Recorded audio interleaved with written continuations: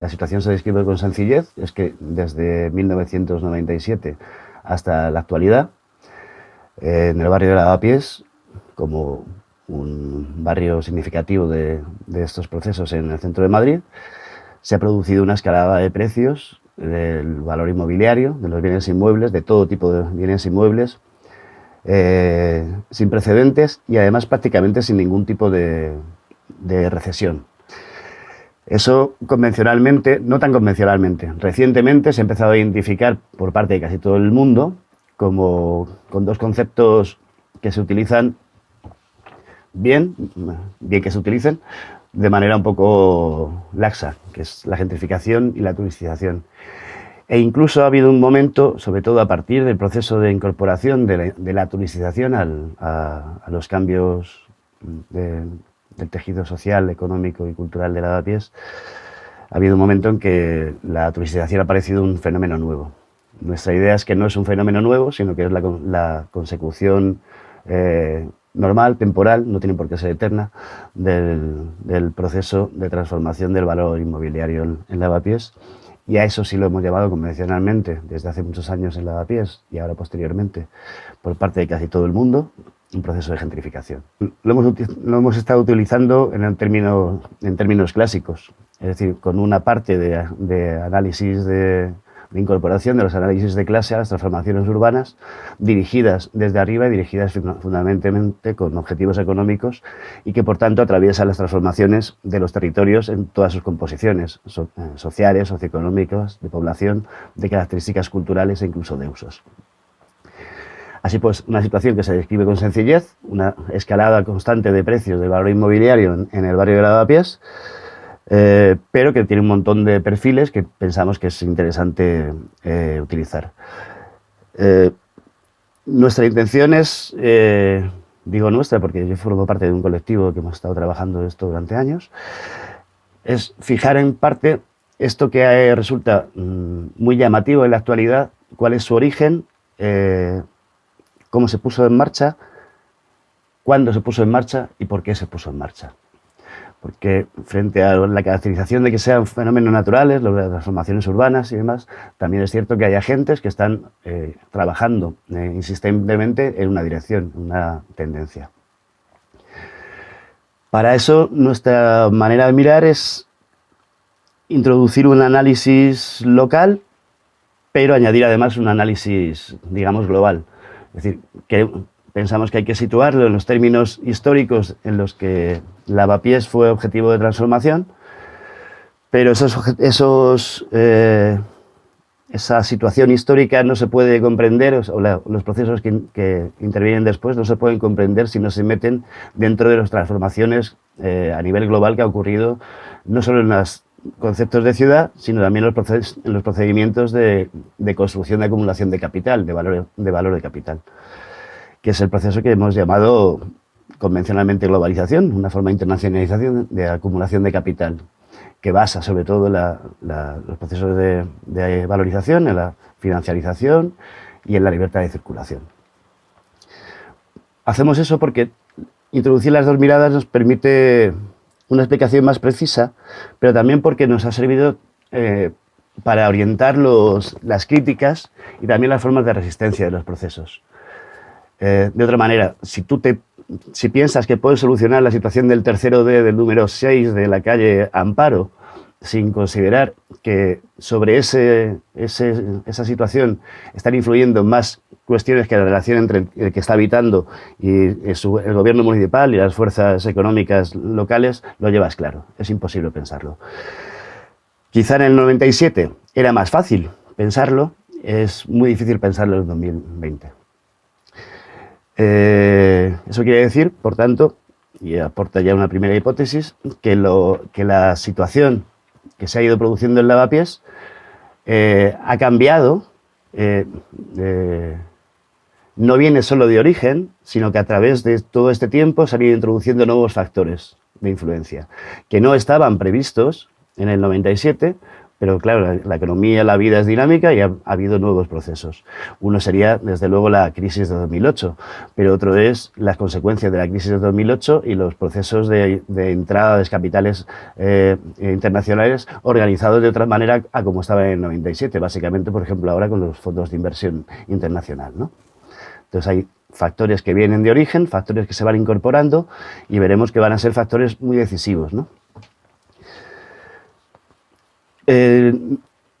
Hemos trabajado desde el 97 planteando que lo que el propio discurso de la administración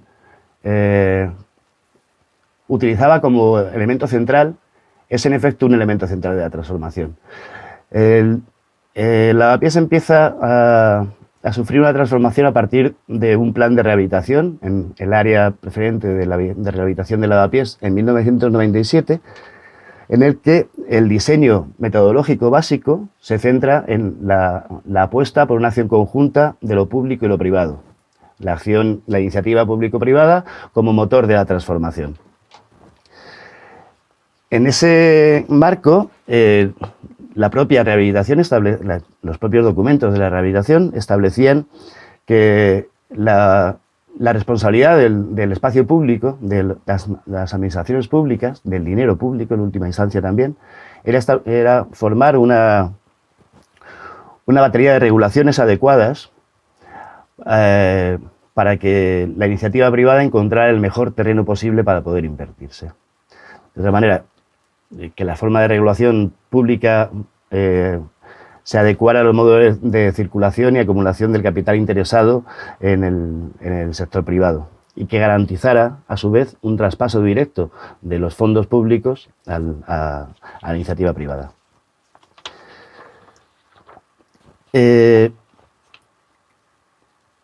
No es fácil pensar cómo actúa esta iniciativa público-privada sin considerar una serie de factores.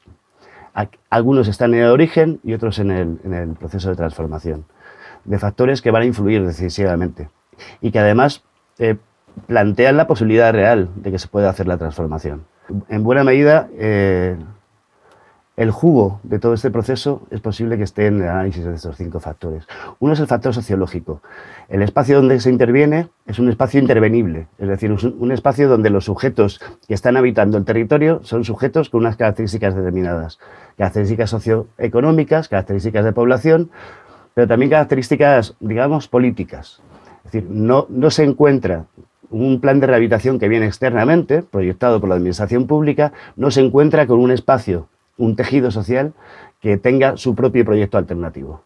En el 97 los sectores organizados de Lavapiés son débiles, pero además no hay un campo de agregación colectiva suficiente como para plantear que tiene un proyecto alternativo. Por tanto, la característica sociológica, aparte de las socioeconómicas, que son muy fáciles de encontrar en cualquier otro lado, las hemos fijado en 3 términos: subalternidad, dependencia y precariedad. Subalternidad en el sentido de que no tenemos capacidad de producir un mando alternativo. Dependencia en el sentido de que no tenemos recursos suficientes para plantear un procedimiento alternativo. Y precariedad porque son las condiciones de vida reales de nuestra gente, ¿no? Hay otro factor inicial de origen que también está descrito en los procesos en los propios textos que justifican la rehabilitación desde la administración, que es la tipología inmobiliaria, la tipología del territorio. Lavapiés es un territorio muy, muy denso, pequeño, con una tipología de vivienda concreta, unos tamaños de vivienda concreta, con un proceso de deterioro constante durante el tiempo en el que los centros urbanos no fueron el elemento estratégico para las políticas económicas y urbanas, con un régimen de tenencia. Digamos que Lavapiés en aquella época tenía un régimen de alquiler mucho más alto que las medias urbanas de Madrid y de la mayor parte de las capitales europeas, las que no tienen políticas públicas de alquiler específicas, quiero decir, con unas características de los tenedores de la propiedad que no son especialmente grandes grupos económicos inmobiliarios los que concentran propiedad, sino que hay muchos pequeños caseros, bueno, muchos caseros que no son pequeños, pero que no son grandes economías, que tienen 5, 6 o 10 edificios concentrados en régimen de alquiler. Y por tanto hay una historia interna de la propiedad en el barrio y del régimen de tenencia en el barrio que es considerable a la hora de pensar cómo se van a producir las transformaciones. Hay otro factor, que es el factor político, que tiene que ver con el marco en el que se produce. En Madrid ha habido un ciclo muy, muy largo de políticas neoliberales, que empieza más antes del proceso de rehabilitación de lavapiés, en el que las 3 administraciones, de hecho, han estado en manos de la derecha neoliberal más extrema dentro de la situación marco del Estado español, ¿no? Por tanto, con una capacidad y una legitimación, una autolegitimación muy alta para poder hacer literalmente lo que quieran. Eso es un componente fundamental porque no hay un área de negociación ni de cuestionamiento que se pueda reconocer del ámbito político. Esto en el año 99 o algo parecido lo llamamos el despotismo ilustrado, que era decidir intervenir sobre un barrio sin contar para nada con el barrio. Entonces hay un elemento claro que es la falta de participación del propio tejido urbano, también producto del elemento anterior de la debilidad sociológica de nuestro territorio, pero también a la hora de plantear los análisis en los objetivos situados. Es decir, que los objetivos de la rehabilitación no los sitúa una política pensada en el espacio local, sino que se plantean siempre en el ámbito general. De otra manera, el objetivo de una rehabilitación urbana podría ser cómo mejoramos las condiciones de vida de la población que está habitando en un barrio, o puede ser, como es el área de rehabilitación de lavapiés, objetivos espurios, ¿no? Perdón. Hay otro factor, que es el factor urbano, en general, que es cómo está organizada la ciudad y cuáles son las transformaciones de la organización de la ciudad en ese momento, en el periodo 97-2015, en cuanto a la organización del valor y los productores de valor y las funciones sectoriales de la ciudad. Cuando se empieza a introducir como factor de transformación urbana el concepto de marca o de la ciudad de marca o de los centros urbanos especializados, lo que se está haciendo es atribuir a zonas que están densamente pobladas como Lavapiés una función que no era la original y que además va a ser variable, ¿no? Entonces, el marco urbano general delimita cuáles son las funciones que Lavapiés como conjunto barrial tiene que cumplir a la hora de emitir una comunicación, un estilo, una forma atractiva de vida. La traducción final de eso es la introducción de Lavapiés como barrio cool en las guías internacionales, ¿no? Que suele, evidentemente, disimular algunos de los aspectos materiales que conviven en Lavapiés y que no han dejado de estar presentes en Lavapiés. Luego hay un factor un poco polémico, porque no lo conseguimos discutir con nadie, que es un factor, digamos, ético-histórico. Lo llamamos como una actualización del derecho de conquista. Lo situamos en términos históricos. El derecho de conquista histórico partía de la consideración de que el espacio el territorio de intervenir era un espacio vaciado, el terra nullus clásico, ¿no? Un espacio donde la gente que estaba ocupándolo no cumplía o no llegaba a poder cumplir las posibilidades, las oportunidades que ese territorio tenía y que por tanto tenía que ser recuperado para, 1, modernizarlo, 2, civilizarlo, 3, incorporarlo a los valores universales. Cuando el derecho de conquista después de la Segunda Guerra Mundial se transforma en un problema ético, un problema entre pueblos, se establece toda una batería jurídico-política, instancias de todo tipo jurídico-políticas que permiten otro tipo de derecho de conquista, que es, en términos de los años 90, la globalización capitalista. Es decir, cualquier territorio puede ser o debe poder ser intervenido por el derecho universal de circulación de los capitales, o el derecho universal de las inversiones, o el derecho universal de las cosas. Es el único derecho universal que se reconoce realmente. Hay una plantilla de derechos humanos que podemos considerar que es una definición vacía, pero hay todo un régimen jurídico histórico que delimita que todos esos derechos de los capitales están establecidos.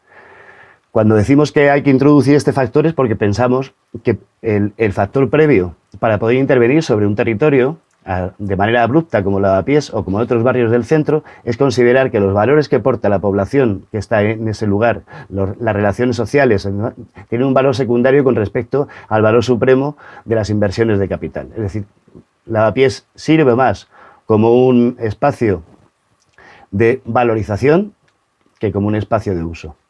Una clasificación muy clásica, no vamos a tener que entrar demasiado en ella.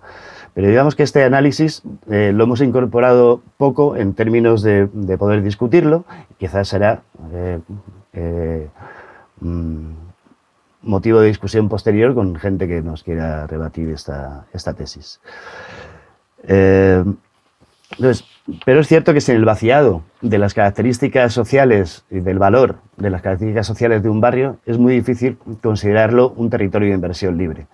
Cuando en los años 90 finales, sobre todo principios de los 2000, se consideró que Lavapiés era un terreno óptimo para la inversión inmobiliaria, te estaban diciendo que los caseríos rehabilitados de Lavapiés eran territorios óptimos para la acción inmobiliaria.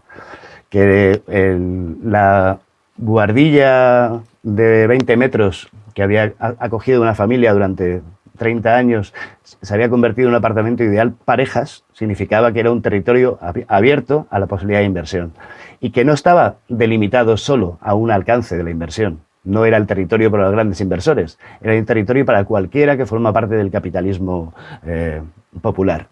Cualquiera se puede comprar un piso, invertir en Lavapiés y sacar rendimiento. Esa era una de las comunicaciones proyectadas durante el proceso en los años. Esta hipótesis, estos factores, nos interesa situarlos para hacer lo que es nuestra área de trabajo, que es hacer el estudio de caso de lo que nos ha pasado en Lavapiés. Es decir, todas estas cuestiones de situación lo que nos van a permitir es intentar interpretar cómo Lavapiés ha sido transformado por dinámicas de muchas procedencias, pero con una sola tendencia: la rentabilidad inmobiliaria máxima a costa de las condiciones de vida de la gente.